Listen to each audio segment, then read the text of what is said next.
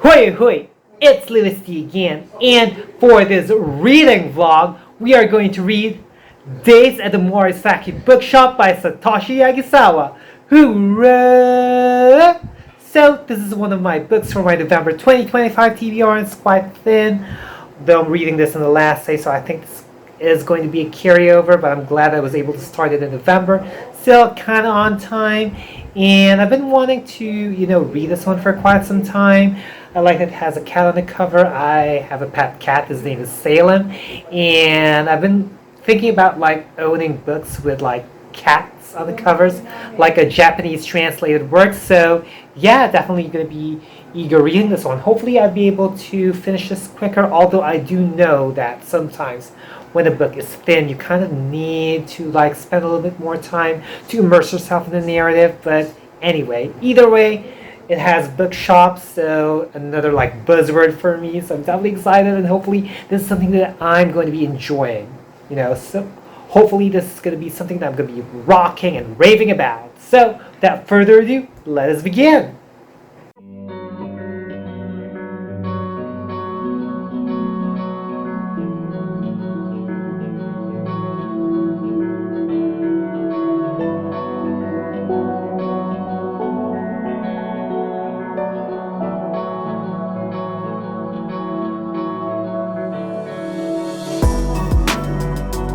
Here's a reading update of Days of the Morisaki Bookshop by uh, Satoshi Yagisawa. Oh my gosh, I'm kind of bad with names, pardon me. Now, I've read the first part, which is about like 60 something pages done, and as I predicted, even if this book is thin, it does take a while for you to read it. The font is really small, and the story is not as fast-paced, but it's kind of simple. You follow the story of Takako, who broke up with Hideaki, who apparently has like another affair with another woman. Then later on in the story, you get to find out that Takako was also a secret towards like that other woman, and you also get to see the scene where Takako's uncle was fighting for her and wanting Hideaki to own up to his actions, and like how Hideaki hurt Takako. Now, kind of like Takako going back, kind of like circling back, Takako like sort of looked for an escape, so she decided to stay with her like estranged uncle, and kind of like stayed in his bookshop. And I kind of like the vibe of the bookshop, honestly. Kind of gives you some cozy, whimsical, enchanting, magical kind of vibes.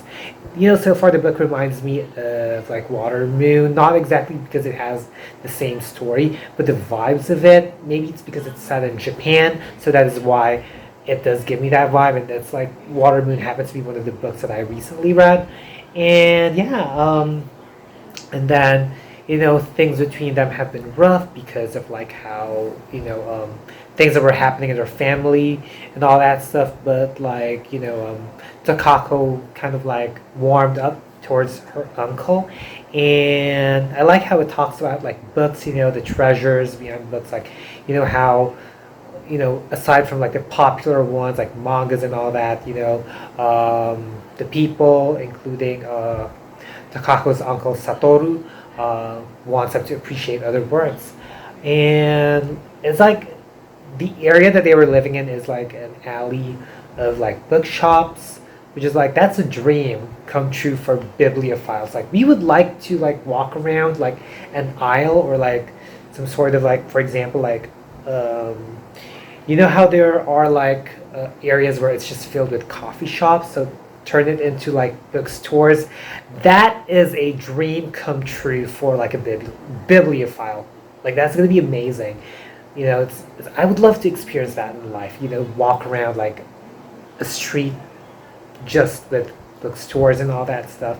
There isn't really much going on. So in case you're thinking like, oh, is this gonna be like too deep or too philosophical or like thought-provoking, there are a few things here that are thought-provoking, like how the decision on why Uncle Satoru decided to like own a bookshop. It may not be as like heart-wrenching compared to some other books that you might be thinking of having risen, but it has its own gems, and the pace is a little bit slow. but it's still pretty good. And so far it's enjoyable. So I'll tell you later on what my rating is going to be once I'm done.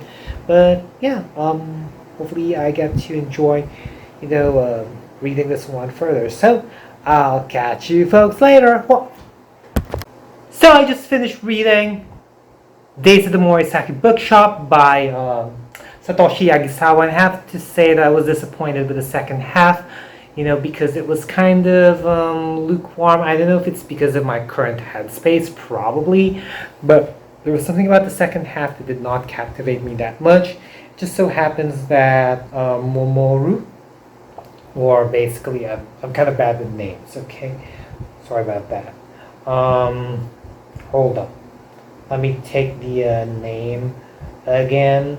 Momoko. There you go. My bad. I just read it, but I'm bad with names, so pardon me for that one. Return to the Morisaki Bookshop, and how there's some sort of conflict about whether he is, or rather she is, gonna go back to Satoru, and we just get to explore them going to some sort of a pilgrimage, and then the whole thing about reconciling and all that stuff. So that's kind of what we got.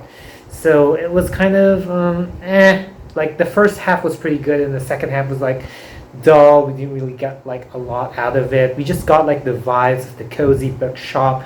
That was the cool thing about it. The setting was good. The first half was good, but the second half was just really there was some sort of a wall with the narrative, and I don't know if it's because of my headspace at the time that I'm reading this. Maybe I might give this another chance or reread it one day, but it wasn't really good.